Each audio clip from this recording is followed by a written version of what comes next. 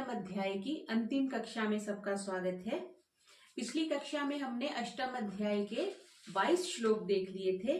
22वें श्लोक में उन्होंने कहा था वो जो परमात्मा है वो क्या है, अनन्य भक्ति द्वारा उसको प्राप्त किया जा सकता है। यहाँ पर श्री कृष्ण जी महाराज ने अपने अर्जुन को ये बात समझाई थी। आज हम 23वें श्लोक से प्रारंभ कर रहे हैं। यहाँ पर श्री कृष्ण जी महाराज अर्जुन को ये बता रहे हैं कि मृत्यु लोक से जाने के कौन कौन से मार्ग हैं और कौन से मार्ग से जाकर कर तो प्राणी मृत्यु लोक में पृथ्वी लोक पर वापिस आता है और कहाँ से जाकर व्यक्ति आगे चला जाता है। इसको हम ऐसे भी समझ सकते हैं कि कुछ रोड्स होती है जो डेड एंड होता है, उसके आगे नहीं जा सकते, रोड इज क्लोज्ड लिखा होता है ना कई बार, और कई होती है कि लंबी चलती रहती है। तो कुछ ऐसा सा हम इस संदर्भ में समझ सकते हैं। हम 23वें श्लोक से प्रारंभ कर रहे हैं। यत्र काले त्वनावृतम आवृतम चैव योगिनः प्रयाता यान्ति तं कालम वक्ष्यामि भरतर्षभ। यत्र काले, जिस काल में, तू परंतु, आवृत्ति, आवृत्ति हम समझते हैं बार बार किसी चीज को रिपीट करना, रेपिटेशन कह सकते हैं। आवृतम च एव योगिना, और च और के लिए कह देते हैं और योगियों के लिए कह रहे हैं। प्रयाता, प्रयाता होता है शरीर छोड़कर जाने वालों के लिए शब्द प्रयोग किया। यान्तिम, चले जाना, प्राप्त होते हैं या पीछे लौट करके आते हैं। यहाँ पर ये लौट कर नहीं आते मीन्स जैसे कहते हैं ना गो वेंट गॉन, बस वो चले ही गए, उनके लिए कहा। तम कालम, और ऐसे लोगों के बारे में ये जो दो हैं अर्जुन को कह रहे हैं कि हे अर्जुन, जिस काल में अर्थात जिस मार्ग से शरीर को छोड़कर गए हुए योगी अनावृत्ति मीन्स वापिस नहीं आते, एक रास्ता, और दूसरा कौन सा रास्ता है जहां पर जाने के बाद वो वापिस आवृत्ति होती है, मतलब they come back to the earth, ऐसा भी बोल रहे हैं, लौट कर आते हैं। उन कालों को अर्थात दोनों मार्गों को मैं वक्ष्यामी, मैं तुम्हें बताऊंगा। क्योंकि पीछे से अर्जुन को ये कहा था ना कि तुम योग में युक्त हो जाओ, तो योग फिर हम आगे से ये भी तो बताना पड़ता है। जैसे छोटा बच्चा, एक बहुत साल पहले जब हम बचपन में थे, एक ऐड आती थी, वो बच्चा बोलता है, शायद किसी वाटर फिल्टर की ऐड थी, बच्चा बोलता उससे क्या होगा, फिर कुछ वो बोलता है, फिर बोलता है उससे क्या होगा। तो बस वही बात है, अर्जुन की क्यूरियोसिटी है या अर्जुन की जिज्ञासा को शांत करने के लिए श्री कृष्ण जी महाराज ये बता रहे हैं कि मैं अब तुम्हें बताऊंगा कि जो योगी हैं वो किस किस मार्ग से जाते हैं और कौन से मार्ग से जाकर के तो वापिस आना पड़ता है और कौन से मार्ग से जाकर के वापिस नहीं आना पड़ता। तो एक तो मुक्ति के संदर्भ में अगर देखें तो एक तो सद्य मुक्ति है जिसको जीवन मुक्त कह देते हैं। इसी जीवन में, इसी शरीर में रहते हुए जिनको ज्ञान हो गया है, ब्रह्म ज्ञान हो गया है, उनकी तो सद्य मुक्ति हो जाती है। और एक क्रम मुक्ति कहा जाता है कि उन्होंने परमात्मा तत्व की प्राप्ति तो कर ली है लेकिन कुछ ना कुछ वासनाएं, कुछ ना कुछ इच्छाएं उनकी रह गई हैं, वो ब्रह्म लोक तक तो चले जाते हैं। वहां पर कुछ समय भोगने के बाद फिर जब ब्रह्मा जी का जीवन काल जब उनका समाप्त होता है तब वो क्रम मुक्ति कहा गया है उसको। ऐसा शास्त्रों में इसका वर्णन मिलता है कि क्रम मुक्ति भी होती है। तो यहाँ पे क्रम मुक्ति और पुनरावृत्ति दोनों की बात यहाँ पर कर रहे हैं। किसके लिए कहा? अनावृत्ति, जो ज्ञानी पुरुष हैं, जो ज्ञान वाले हैं वो तो अनावृत हैं, मतलब जो ज्ञानवान है। कर्म, यहाँ पे कर्म नहीं कह रहे, जो ज्ञानवान है वो तो वापिस नहीं आते, क्योंकि सांख्य दर्शनकार भी इस चीज को स्पष्ट करते हैं महर्षि कपिल कि ज्ञानात मुक्ति, ज्ञान से मुक्ति होती है। और ज्ञान से मुक्ति होएगी तो वैसे ही हम कर्म करेंगे जैसा हमारा ज्ञान है। जैसे हम छोटे बच्चे थे तो हमें जितना ज्ञान था हम वैसे गड़बड़ियां करते थे, जैसे जैसे समझ बढ़ती गई हमारे कर्म परिष्कृत होते गए, हम सात्विक होते गए, हमने अननेसेसरी झूठ बोलना बंद कर दिया, हमने चोरी करना बंद कर दिया। लेकिन बचपन में जब समझ नहीं थी तो हमें लगता था दूसरे की वस्तु लेने से कोई पाप नहीं लगेगा। तो जैसे जैसे हमारी बुद्धि शुद्ध होती है, ज्ञान शुद्ध होता है, वैसे वैसे हमारे कर्म भी शुद्ध होते हैं। तो जो ज्ञान वाले योगी हैं वो तो अनावृत है, मतलब उनकी आवृत्ति नहीं होती, वो वापिस इस धरती पर नहीं आते। और जिनकी थोड़ी सी भी आसक्ति रह जाती है भोगों में, व्यक्तियों में, किसी भी प्रकार की आसक्ति में कोई डिजायर पेंडिंग रह जाती है, तो उनको क्या होता है, तो आंशिक वासना भी अगर रह जाती है अंतकाल में, तो वो पुण्य वाली जो भूमि भोगी है, जो पुण्य वाले लोग हैं, उनको प्राप्त होते हैं। लेकिन वहां पे अनंत काल तक या जितने भी उनकी लिमिटेड सीमा तक वहां पर रह के फिर वापिस धरती पर आते हैं।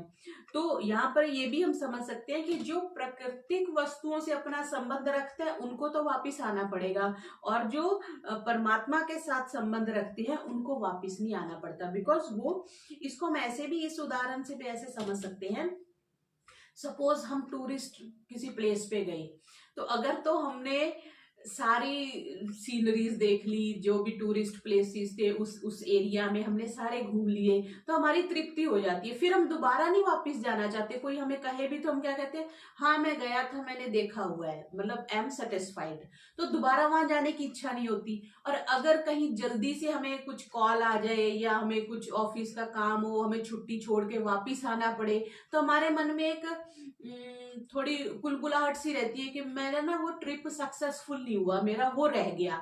तो फिर अब जब भी हमें दोबारा अवसर मिलता है, हमें हमारी या कोई कहे कि हाँ तुमने फलाना टूरिस्ट प्लेस पे जाना है, तो हम एकदम से एग्री हो जाते हैं, हाँ मैं जाना है, पिछली बार मेरा जो ट्रिप था वो कंप्लीट नहीं हुआ था। बस इसी को एलैबोरेट कर लो। अगर हमें लगेगा कि धरती पे हमारा कुछ रह गया, किसी से संबंध निभाना रह गया, किसी से कुछ लेन देन बाकी रह गया, तो हमें वापिस आना पड़ेगा। और पीछे हमने जैसे बात करी थी कि संबंध के कारण से, मानसिक स्थिति के कारण से ही पुनर्जन्म होता है। परमात्मा नहीं चाहते कि हम बार बार जन्म मरण के चक्कर में आए, पर हम अपनी आसक्ति के कारण ही, अपनी अटैचमेंट्स के कारण ही हम उलझे रहते हैं और इस चक्कर में फंसे रहते हैं।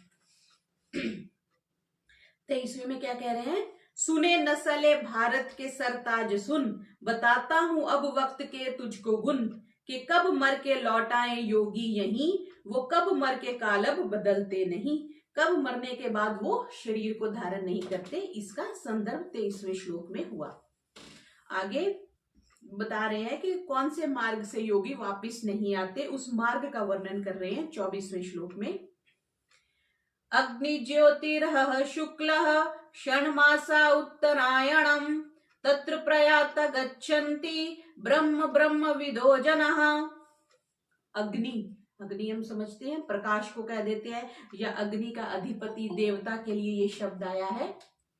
फिर क्या कह दिया, ज्योति, ज्योति मीन्स प्रकाश स्वरूप हो गया। शुक्ल, शुक्ल पक्ष का अधिदेवता।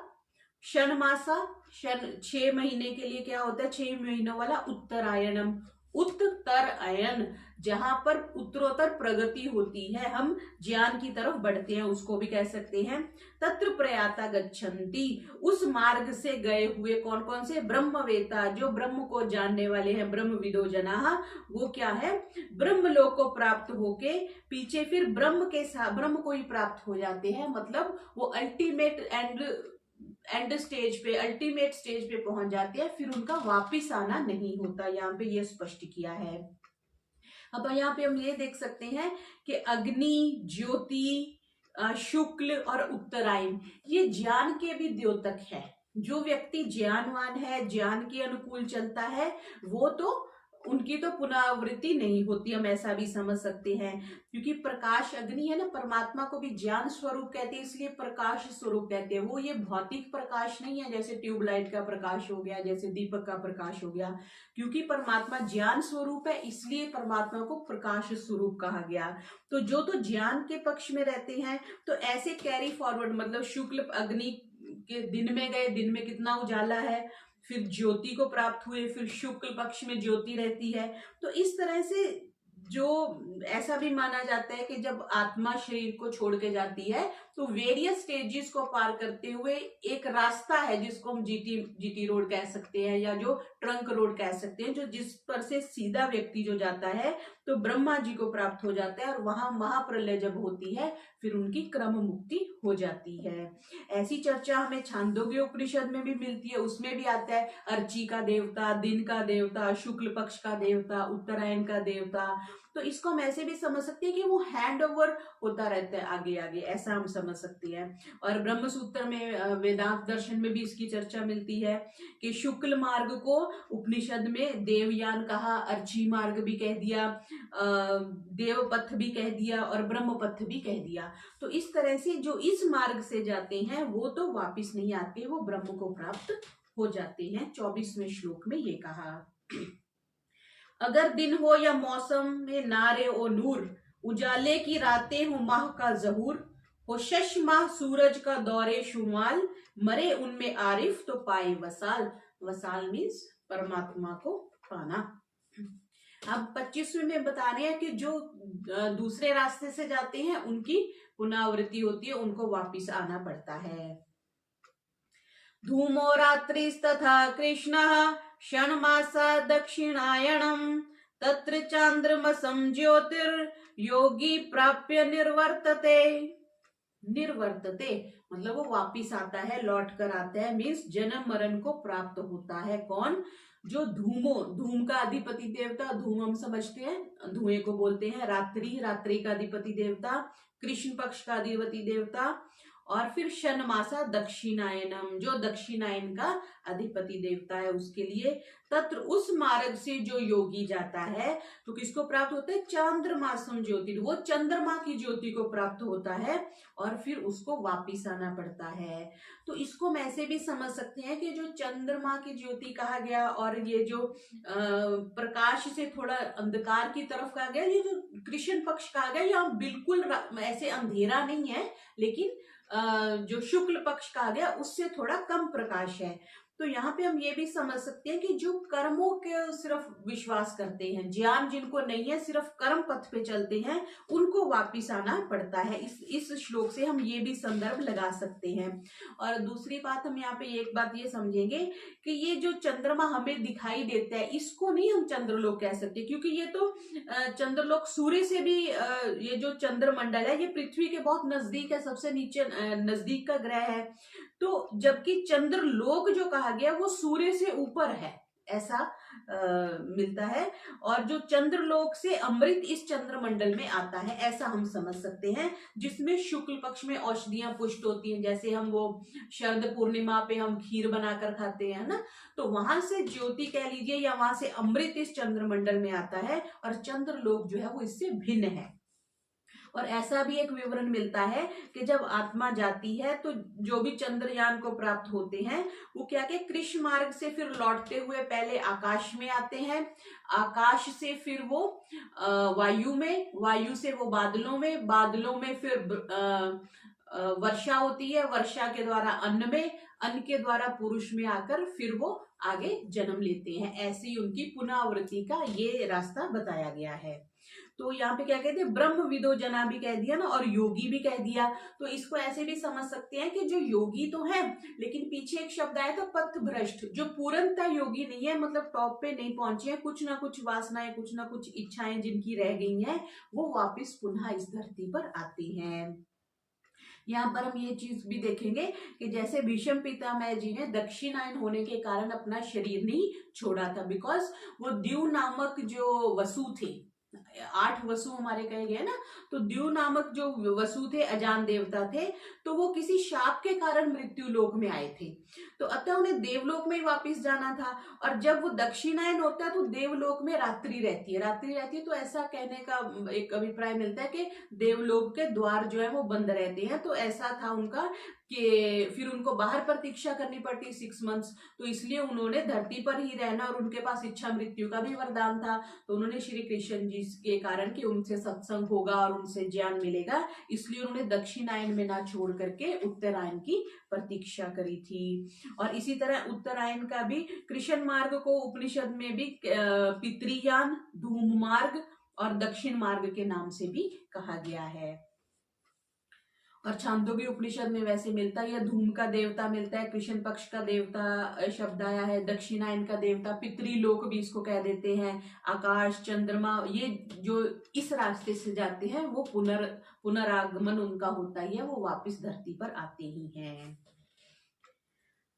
अंधेरा हो पाख और धुंधलुका हो खूब, हो शश माह सूरज का दौरे जनूब, कि हो रात का वक्त जब जान जाए, तो योगी यही चांद से लौट आए। अब आगे कह रहे हैं कि जो प्रकरण प्रारंभ किया था उसका उपसंहार श्री कृष्ण जी यहाँ पे कर रहे हैं 26वें श्लोक में।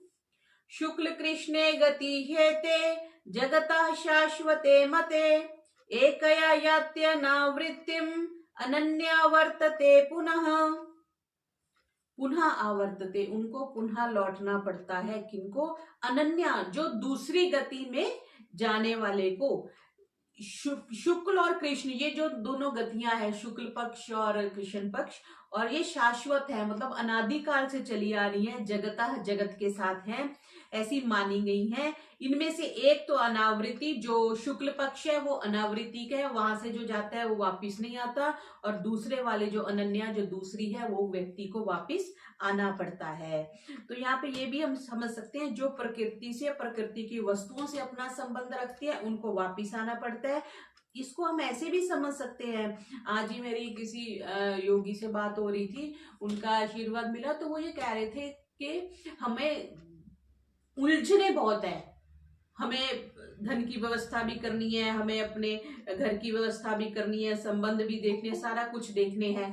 तो उनका ये कहना था कि जो मानसिक जो दुनिया है वो हमारी सेट रहनी चाहिए। बाहर की दुनिया तो चलती रहेगी, कभी कोई नुकसान हो जाएगा, कभी कोई लाभ हो जाएगा, कभी हानि हो जाएगी, कभी कोई व्यक्ति धोखा दे जाएगा, कुछ ना कुछ परिस्थितियां बाहर की तो चलती रहेंगी, लेकिन अंदर का संसार हम ऐसा बना के रखें कि उसमें निष्कामता हो, उसमें निर्लिप्तता हो, कि बाहर जो हो रहा है उसका इफेक्ट ना आए। जैसे जो लोग फॉरेन में रहते हैं ना, तो वो कहते हैं जी लकड़ी का घर होता है, बाहर जितना मर्जी टेम्परेचर हो, अंदर सेंट्रलाइज्ड एसी है, तो कोई फर्क नहीं पड़ता बाहर जितना भी सर्दी है। तो बस वही बात है, बाहर जो मर्जी घटनाएं होती रहे, कोई धोखा दे दे, कोई गाली दे दे, कोई नौकरी छूट जाए, कोई आपको बोनस नहीं दे, और परेशानियां क्रिएट कर दे, लेकिन हमारे मानसिक स्थिति, अंदर का वातावरण जो हमारा है वो स्थिर रहना चाहिए। बस वही है, बाहर हम नहीं बदल सकते, वो तो कर्मों के अनुसार है ना। जैसे उस दिन हमने चर्चा करी थी कि एक महात्मा जी बता रहे थे कि इतने बड़े सिद्ध पुरुष थे और उनको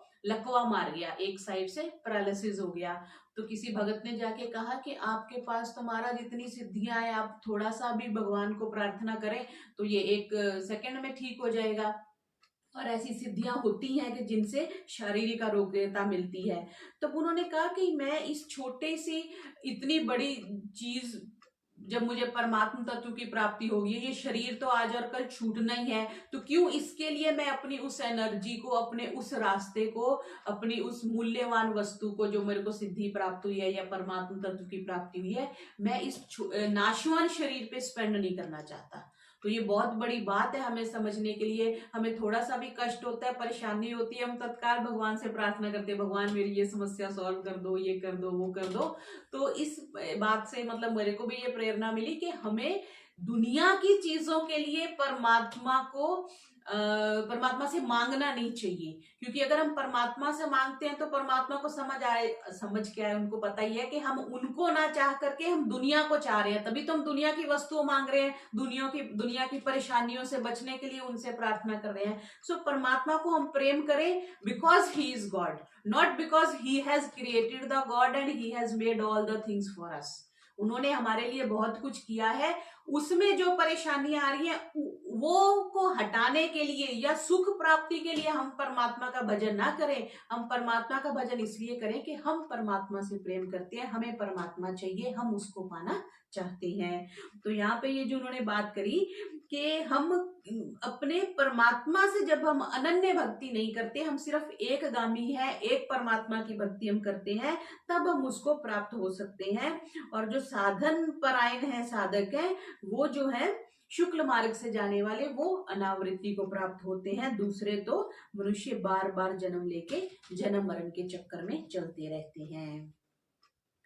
अंधेरा कभी हो उजाला कभी, सदा से जगत के हैं रास्ते यही, उजाले में जब जाए वापिस ना आए, अंधेरे में जाता हुआ लौट आए। जो अंधेरे में जाता है उसको तो वापिस लौटना पड़ता है।